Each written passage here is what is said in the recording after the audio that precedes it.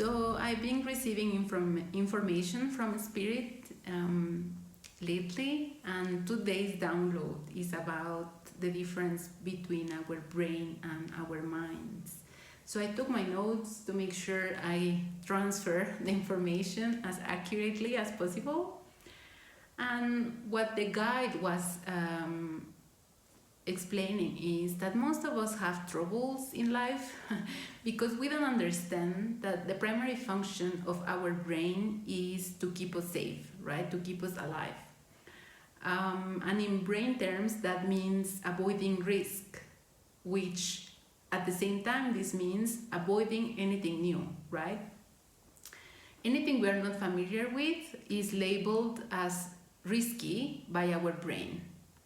And so that's why it's so difficult for us to change, to leave behind the job that we have been doing for 10 years but we don't really enjoy, or to start a new project, or to follow our dreams. So anything that is new is hard because it goes against the primary function of our brain.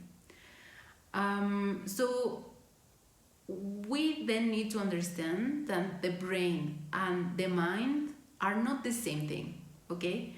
Our brain is like a computer system, right? It's a tool we can use and we can program and reprogram as many times as we want. So the good part of that is that then, because it's a tool and can be reprogrammed, that means the brain is malleable, it can change. And the brain, by the way, can adapt to any situation. The bad part of that is that in order for us to change the brain, we need to have the right codes, just like with any computer. And that's a complicated thing.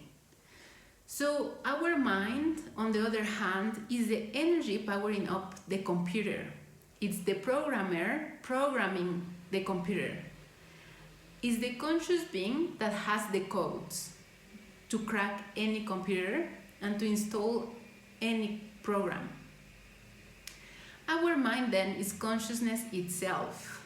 So he made sure I understood this part and clarified it for you as well. And the mind and the soul are not the same thing either. So the soul plays a role in this brain-mind connection, but the mind and the soul have also different roles and are something different. So he said we will talk more about the soul later. So watch out for a video later about the soul and explaining what the soul is. Right. So then he said that what is important for us to know is that we are not our brains, right? We are more our minds than we are our brain. But both of them, the brain and the mind, need to work in synchronicity for us to be able to live a harmonious life. And so he said, how can you achieve harmony in your life? Well, by letting the mind drive, by becoming the mind and not the brain. And how you do this? By embracing consciousness practices that will allow you to become conscious, right? So he was saying there are lots of consciousness practices out there to choose from, but he made reference to meditation because meditation is very easy to practice, is available for you. All you need to meditate is yourself and a quiet space, and that's it. So here he made another clarification, and he said that even though meditation has been associated with Buddhism, it has nothing to do with a religion. Meditation has no religion, follows no specific current of thought, and yeah, so even though it has been more accepted or practiced more in some parts of the world than in others, meditation has nothing to do with a religion, right? So okay, then he said,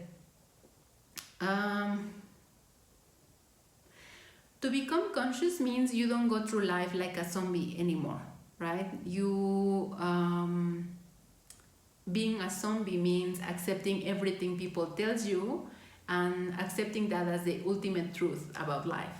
So when you become conscious, you start questioning that truth. And you don't only question things outside yourself or things people have told you, but you also start questioning yourself and your own behaviors and beliefs and motives as well. So doing this will take you out from the unconsciousness you have been living in to a consciousness life.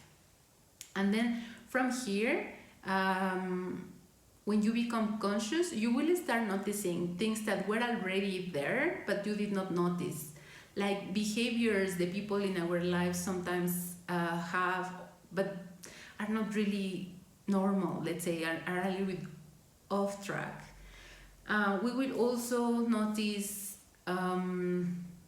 things about the society that don't make sense, some kind of rules or processes that are weird.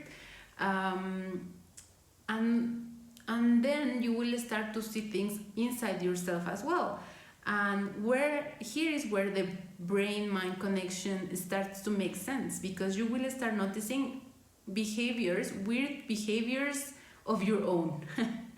And you will notice that there are some things you do that don't make sense, some ways in which you behave that don't make sense anymore to you. And then you will wonder, like, where did that reaction come from, or why do I act this way?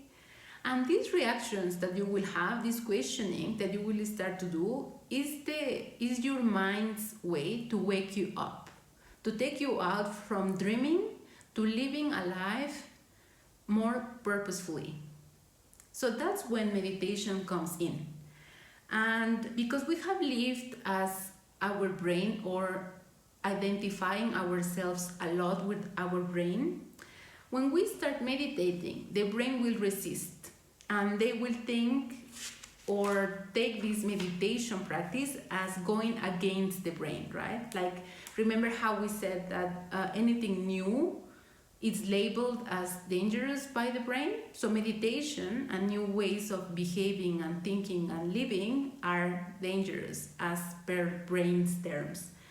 So that's why there will be resistance at the beginning. But meditation, with time and practice, will help you overcome that resistance. And what meditation does is help us rewire our brain and create new neurological connections. Have you ever heard about neuroplasticity?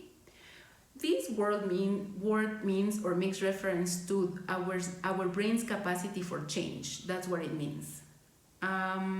So when you start meditating and training your brain, means that your mind is training your brain, which equals consciousness is training unconsciousness.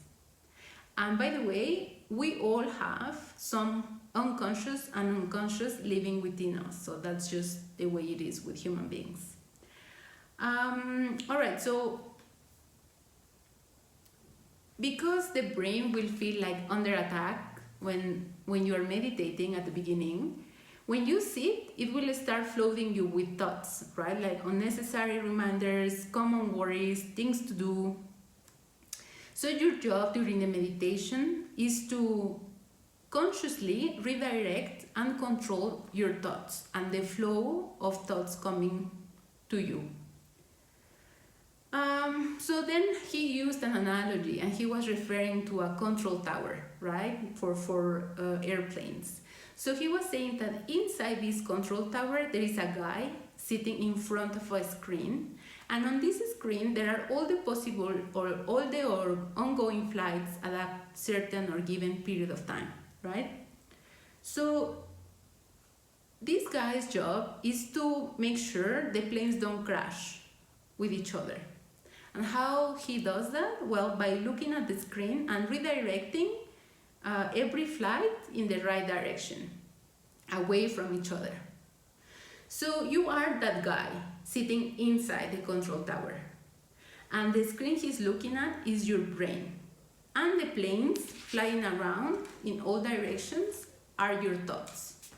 So during the meditation, your job is to observe your thoughts and tell your brain what to do so that the thoughts don't collapse into one another. With time and practice, you will learn to do what your mind is telling it to do. So the brain will learn to listen to the mind and not the other way around. So that's it for today's video. Let me know what you think. Thank you.